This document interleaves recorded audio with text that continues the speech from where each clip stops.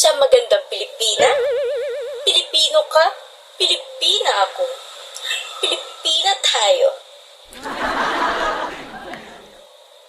Teka, parang may natunog na telepono na ko. Telepono ko. Teka, ay, tari pala.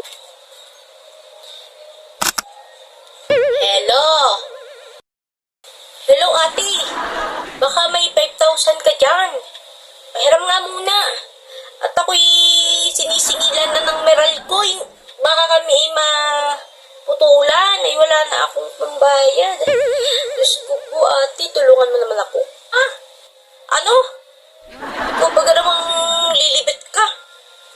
Bili ka kasi ng bili sa Shopee. Kaya ayan. Wala ka tuloy mapambayad sa meral ko ninyo. Bahala kayo.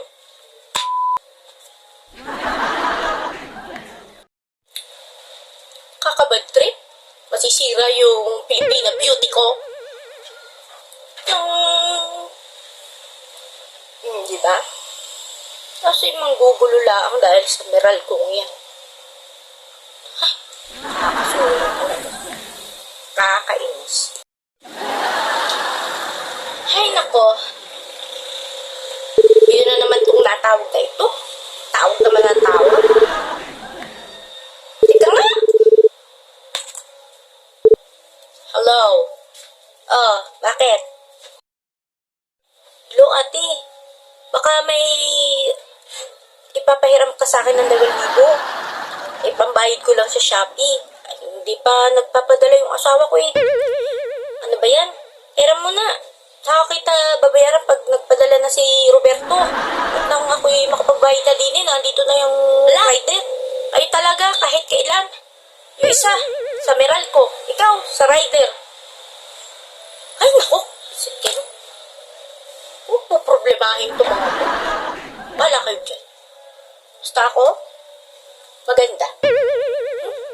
Diba? Teka nga, baka ako may kutot na parang kati-kati. Ay, meron nga.